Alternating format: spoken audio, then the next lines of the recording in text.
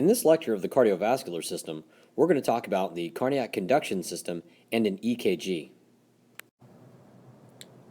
The heart is composed of cardiac muscle, or myocardium, and because the heart is composed of a muscle, it has the ability to contract when stimulated by an electrical impulse. Cardiac muscle also has the ability to conduct or transmit an electrical impulse.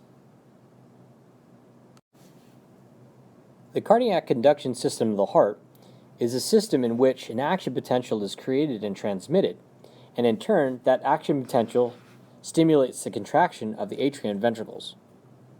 So in the animation, you can see an electrical impulse being created and then being transmitted throughout the heart. Not only is the heart composed of myocardium, or cardiac muscle, it's also composed of nodal tissue. Nodal tissue is unique because it has properties of both muscle and nervous tissue. The first type of nodal tissue is called the sinoatrial node. The sinoatrial node is also known as the pacemaker cells. It's a cluster of cells located in the right atrium that has the ability to spontaneously generate an electrical impulse, which in essence sets the heart rate of the heart. The next nodal tissue is the atrioventricular node. The atrioventricular node is also located in the right atrium. After the atrioventricular node comes the atrioventricular bundle, or the bundle of His. The atrioventricular bundle will branch into a right and left bundle branches. The atrioventricular bundle, along with the right and left bundle branches, will travel through the interventricular septum and up the walls of the left and right ventricles. And finally, the right and left bundle branches will create smaller little branches called Purkinje fibers. Purkinje fibers extend up into papillary muscles and aid in the closing of atrioventricular valves.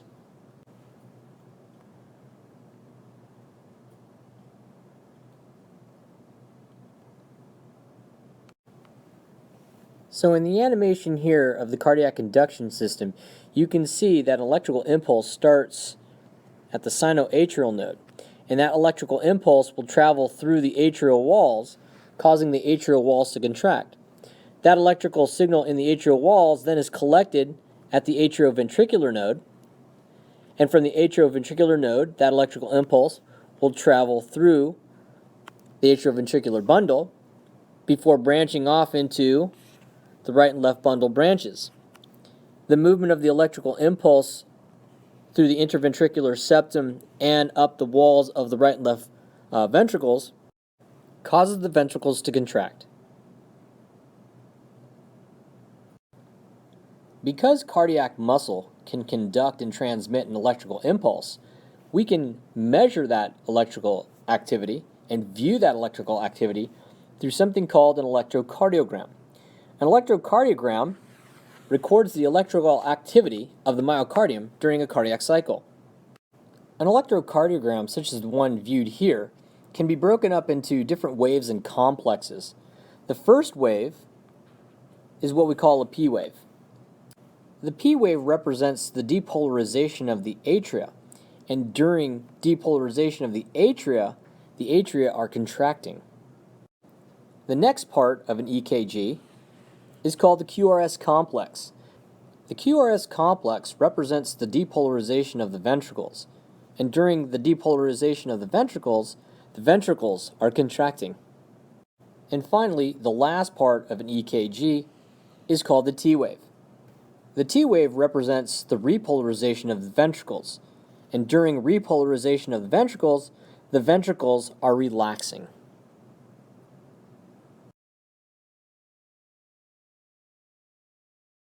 In this lecture of the cardiovascular system, we're going to talk about the cardiac cycle, heart sounds, and cardiac output.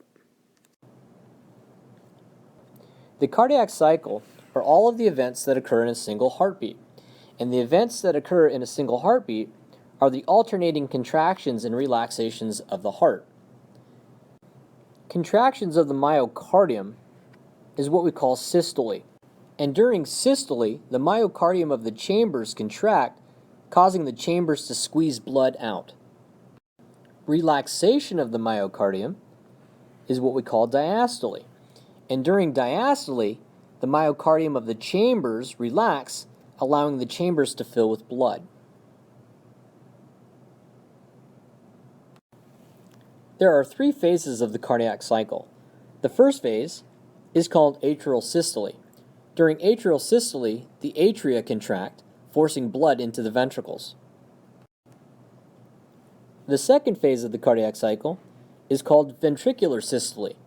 And during ventricular systole, the ventricles contract, forcing blood either into the pulmonary trunk or into the aorta. And finally, the last phase of the cardiac cycle is atrial and ventricular diastole. During atrial and ventricular diastole, both chambers, atria and ventricles, relax, allowing blood to passively fill each chamber. Heart sounds are due to the heart valves closing. And there are 2 types of heart valves. One heart valve is called the atrioventricular valve. It's the valves found between the atria and the ventricles. And the other set of valves are what we call semilunar valves, which are found between ventricles and either the pulmonary trunk and the aorta.